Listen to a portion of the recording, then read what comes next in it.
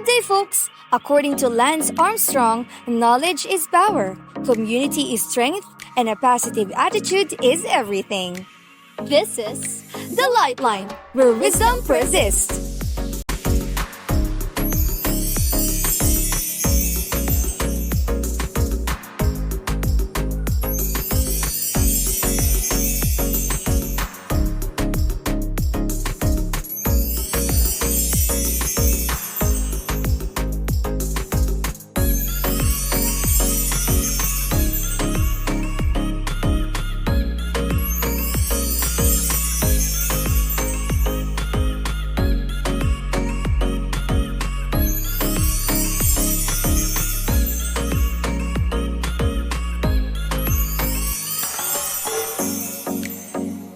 As we begin our episode, the word of the day will be revealed. The word of the day is research. R for reference, E for exploration, S for solution, E for enhancement, A for action, R for review, C for collaboration, and H for holistic. Since Group 4 of BSc English 4.1 has successfully completed another activity entitled Writing an Action Research Plan, which highlights the task of developing a structured plan for conducting action research, we will now delve into identifying the relevant Philippine Professional Standards for Teachers or PPST domain connected to it. Here is Jenny Rose Centeno for the analysis report. The activity Writing an Action Research Plan is designed to prepare pre-service teacher in remediating problems they observe in classroom by providing solutions through action research. Action research involves systematically exploring a problem or practice to drive meaningful change. Therefore, this activity aims to guide researchers in clearly outlining the research goals, approaches, data collection techniques, and strategies for implementing solutions to address real-world challenges. Under what PPST domain is activity number 1 connected? The activity entitled Writing an Action Research Plan falls under Domain 1, Content, Knowledge, and Pedagogy of the Professional Standards for Teachers or PPST. This domain is essential for conducting effective classroom-based action research or CBAR. For effective classroom-based action research or CBAR, the Domain 1, Content, Knowledge, and Pedagogy and the Philippine Professional Standard for Teachers gives a background for teachers with regards of the skills needed to precisely identify the learning difficulties. With strong content knowledge and pedagogy, teachers can design appropriate interventions and strategies to address particular issues in the classroom. This knowledge allows to identify areas for improvement and implement targeted interventions in the classroom. Do you still remember the salient parts of an action research? Let us recall them one by one. First, the situation, which refers to the specific context or scenario that involves challenges that needs to be addressed. In this part, researchers should observe and reflect to identify the current problems, which will be the focus of the action research.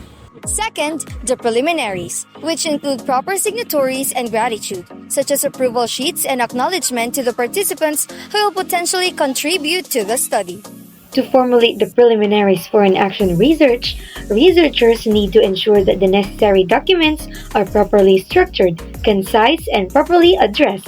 Next on the list is the introduction, which sets the stage for the research to clarify why the topic is important, what is already known, and what still needs to be explored. Researchers should clearly introduce the research topic by providing a context to discuss relevant theories, previous research findings, and key developments to relate to the topic.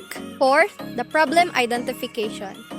Here, researchers define the focus and purpose of the study that provides a roadmap to ensure that the study remains structured and the possible solutions derived will be practical and applicable to the context.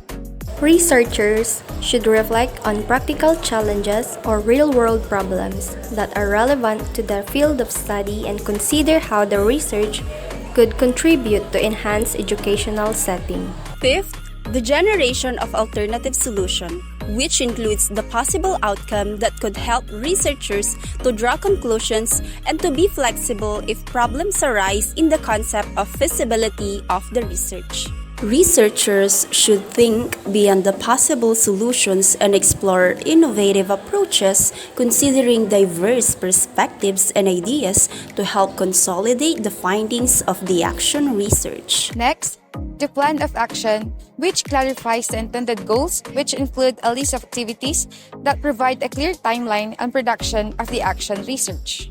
To formulate an effective action plan, researchers should begin by clearly defining their objectives, outlining specific and measurable goals, and finally set the deadline. 7 on the list is the presentation and interpretation of data, which focuses on how results are displayed, while interpretation of data involves making sense of those results to draw conclusions and recommendations based on the findings.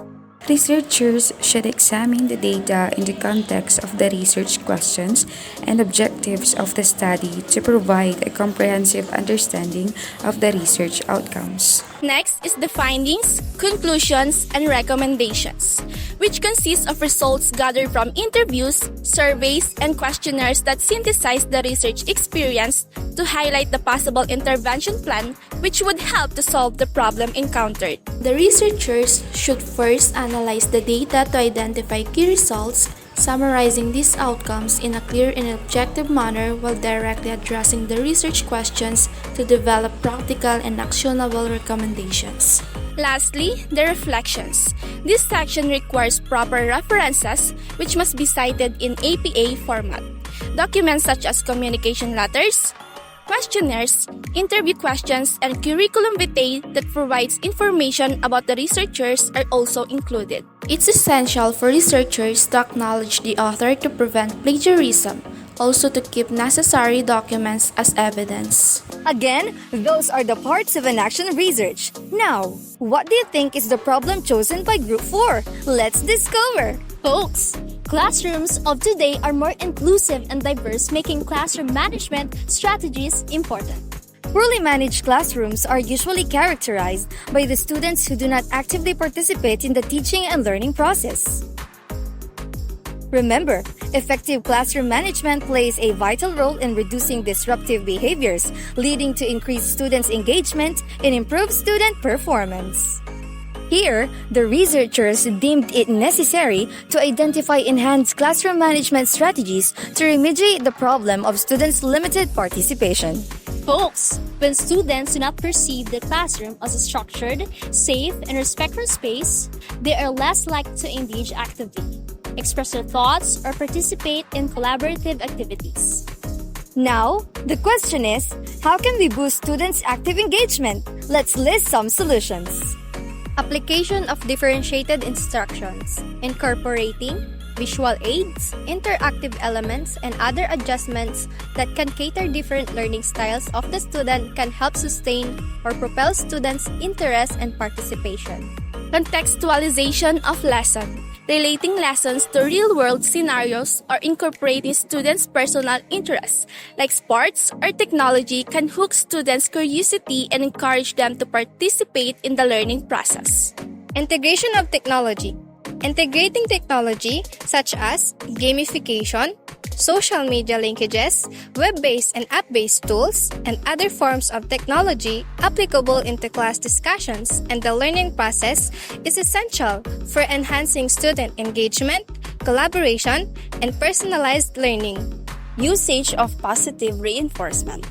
When students are recognized for their efforts, they feel encouraged to engage actively in the learning process. Additionally, positive feedback helps build their confidence by alleviating the fear of failure, prompting more students to get involved. Did you know what made this group shine on working this activity? It's because of the different factors, which are consolidated efforts and motivational strategies, cooperative spirit and collaborative learning, gratifying results, and rewarding experiences. That's for today. Don't let a glimpse slip as we discuss a different topic next time, folks. This is The Light Line, where wisdom persists.